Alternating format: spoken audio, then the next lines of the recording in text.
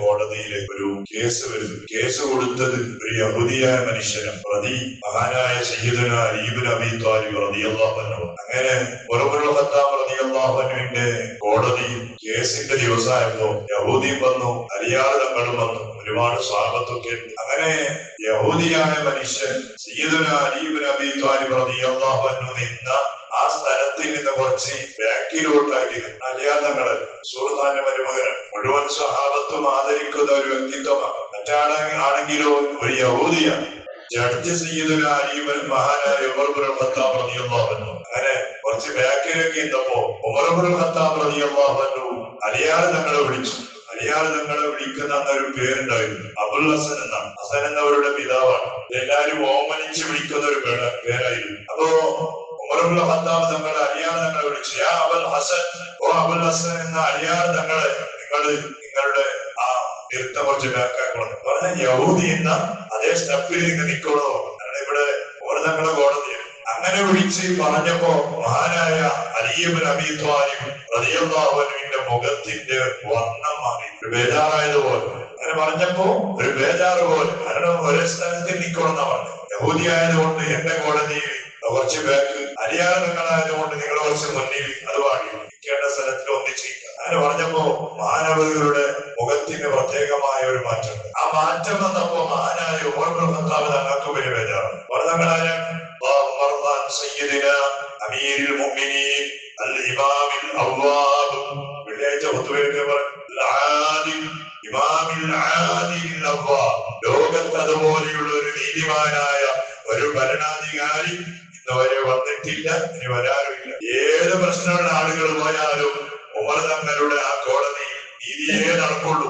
അലിയാർ തങ്ങളായതുകൊണ്ട് അല്ലെങ്കിൽ മറ്റൊരാൾ യഹൂദിയായതുകൊണ്ട് ഒരു പ്രത്യേകമായ ഒരു വിധിക്കൊരു മാറ്റം അതില്ല. നിൽക്കുന്ന സ്ഥലത്തിന് പോലും മാറ്റം വരുത്തരുതെന്ന് ലോകത്തോട് പഠിപ്പിച്ച നേതാവാണ് ഉമർ ഇബ്നുൽ ഖത്താബ് തങ്ങൾ. പക്ഷേ അങ്ങനെ പറഞ്ഞപ്പോ അലിയാർ തങ്ങളുടെ മുഖത്തിന് ഒരു മാറ്റം ഉണ്ടായപ്പോ ഉമർ തങ്ങൾക്ക് ബേജാറ്. അങ്ങനെ വിധിയൊക്കെ കഴിഞ്ഞ് എല്ലാ കാര്യങ്ങളൊക്കെ കഴിഞ്ഞ് എല്ലാവരും അവരുടെ വീട്ടിൽ പോയപ്പോ മഹാനായ സയ്യിദുനാ ഉമർ ഇബ്നുൽ ഖത്താബ് റളിയല്ലാഹു അൻഹു അന്ന് രാത്രി അലിയാർ തങ്ങളുടെ വീട്ടിലേക്ക് കടന്നുപോയി. എന്തിനാ? മാപ്പ് ചോദിക്കാൻ വേണ്ടിട്ട്. കാരണം എന്റെ വാക്കുകൊണ്ട് റസൂലുള്ളാഹി തങ്ങളുടെ മരുമകന്റെ അലിയാർ, അപ്പൊ മരുമകന്റെ വല്ല ബേജാറായിട്ടുണ്ടെങ്കിൽ അത് പൊരുത്തപ്പെടിക്കാൻ വേണ്ടിയിട്ട് മഹാനായ ഉമർ തങ്ങൾ അലിയാർ തങ്ങളുടെ വീട്ടിൽ രാത്രിയാണ് പോയിട്ട് അലിയാർ തങ്ങളോട് പറഞ്ഞു, അഫ്വാൻ യാ അബുൽ ഹസൻ, അബുൽ ഹസൻ എന്നവരെ എനിക്ക് മാപ്പ് ചെയ്യണോ, കാരണം എന്റെ കോടതിയിൽ അങ്ങനെ പറയാതെ എനിക്ക് നിർവാഹില്ല. അത് എന്റെ കോടതിയാണ്. എന്റെ കോടതിയിൽ എല്ലാവർക്കും നീതി പോലെയാണ്, നീതിയാണ്. അത് പറയാതെ എനിക്ക് നിർവാഹില്ല എന്ന് അലിയാർ തങ്ങളുടെ വീട്ടിൽ പോയി പറഞ്ഞപ്പോ അലിയാർ തങ്ങൾക്ക് പിന്നെയും പ്രഷർ കൂടി. എന്നിട്ട് അലിയാർ തങ്ങൾ ചോദിച്ച ചോദ്യം എന്തറിയോ? യാ അമീറുൽ മുഅ്മിനീൻ, ഉമർ തങ്ങള്, നിങ്ങളൊരു നീതിമാനായ ഒരു ഭരണാധികാരിയല്ലേ?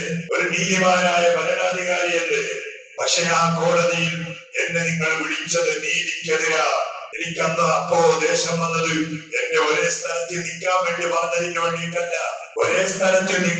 പറഞ്ഞതിന് വേണ്ടിയിട്ടല്ല, എനിക്ക് പ്രശ്നം കൂടിയത്. പക്ഷേ ആ കോടതിയിൽ വെച്ച് എന്നെ നിങ്ങൾ വിളിച്ച വിളി ശരിയല്ല.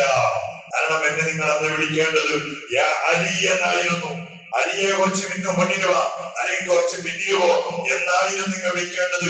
പക്ഷെ ആ യഹൂദിയുടെ മുന്നിൽ എന്നെ നിങ്ങൾ വിളിച്ചത് എല്ലാവരും ഓമനിച്ച് വിളിക്കുന്ന പേരാണ്, എല്ലാവരും സ്നേഹത്തോടു കൂടി വിളിക്കുന്ന യാ അബുൽ ഹസൻ എന്ന ആ പേര് നിങ്ങൾ എന്നെ വിളിച്ചു. അത് തെറ്റാണ്. നിങ്ങൾ ആ വിളി കൊണ്ട് ചിലപ്പോൾ യഹൂദിയായ മനുഷ്യന്റെ മനസ്സിൽ ഈ കോടതിയിൽ എനിക്ക് നീതി കിട്ടൂല എന്നൊരു ചിന്ത വന്നിട്ടുണ്ടെങ്കിൽ അതിന്റെ തെറ്റുകാരന്റെ നിങ്ങള് എവിടെയാ? ഉമർ തങ്ങൾ വിചാരിച്ചത് പറയുമ്പോ ചിലപ്പോ അവൻ നിൽക്കാൻ വേണ്ടി പറഞ്ഞെങ്കിൽ വിചാരിച്ച് പ്രസരായതാണെന്നാണ്. പക്ഷെ അലിയാർ തങ്ങൾക്ക് പ്രസരം കൂടിയത് അതിനല്ല, അബുൽ ഹസൻ എന്ന് വിളിച്ചതിന് വേണ്ടിയിട്ടാണ്. ആ വിളിക്കേണ്ട സ്ഥലമല്ല കോടതി. ഇവിടെ എല്ലാവർക്കും ഒരേ പേരാണ്, അവരവരുടെ പേര് കൊണ്ട് വിളിക്കണം എന്ന് ലോകത്തോട് പഠിപ്പിച്ച നേതാവാണ് സയ്യിദുനാ അലി ഇബ്നു അബീ ത്വാലിബ് റളിയല്ലാഹു അൻഹു. മഹാനായ സയ്യിദുനാ ഉമർ തങ്ങൾ പൊട്ടിക്കരഞ്ഞോളാം. കാരണം തെറ്റിദ്ധരിച്ചു പോയി. എന്റെ വാക്കുകൊണ്ട് ഉമർ തങ്ങളുടെ അലിയാർ തങ്ങളുടെ മനസ്സിന് വേദന വന്നോ എന്ന് തെറ്റിദ്ധരിച്ചതാണ്. പക്ഷേ സംഭവം അതല്ല. ഞാൻ വിളിച്ച് തെറ്റെന്തിനാണെന്നാണ് ഇപ്പോൾ തന്നെ ബോധ്യപ്പെട്ടു. തെറ്റെന്റേതാണ്. ഇതാണ് മഹാന്മാർ എന്ന് പറഞ്ഞത്. എന്താ കാരണം? അവർ റബ്ബന്ന അവിടെ ഓരോ സെക്കൻഡുകളിലും അവരുടെ മനസ്സിലെ റബ്ബായിരുന്നു. എനിക്ക് എടുക്കാൻ വേണ്ടി പറഞ്ഞു, എന്നെ വിളിച്ചു. അതൊന്നുമല്ല. ലോകത്തിലെ എല്ലാ ആളുകളും അള്ളാഹുവിന്റെ അടിമകളാണ്. എല്ലാവരും അള്ളാഹുവിന്റെ അടിമകളാണ്. മോഹിനികള് അക്കാലം പോയിട്ട് എവിടെയുണ്ട്? നീതി എവിടെയാണ്? എവിടെയും നീതിയില്ല. ഇന്ന് കുടുംബം നോക്കിയിട്ട് വിധി പറയുന്ന കാലാണ്, അല്ലെങ്കിൽ സംഘടന നോക്കിയിട്ട് വിധി പറയുന്ന കാലാണ്, അതല്ലെങ്കിൽ സങ്കടം നോക്കിയിട്ട് വിധി പറയുന്ന കാലാണ്. അല്ലെ, ഒരാൾ നല്ലോണം കരഞ്ഞിട്ടുണ്ടെങ്കിൽ കരഞ്ഞവരെത്തിട്ട് വിധിയാണ്. അല്ലെങ്കിൽ എന്റെ പാർട്ടിക്കാരാണെങ്കിൽ ആ പാർട്ടിക്ക് ഒത്തിട്ടുള്ള വിധിയാണ്. അല്ലെങ്കിൽ എന്റെ കുടുംബത്തിന് മറ്റാളോ അത് ഏതോ ഒരു നാട്ടുകാരൻ, ഏതോ പരിചയമില്ലാത്ത ആളുകൾ കുടുംബത്തിന് ഒത്തിട്ടുള്ള വിധിയാണ്. അങ്ങനത്തെ കാലാണ്. നീതി നഷ്ടപ്പെട്ടു പോയ കാലം.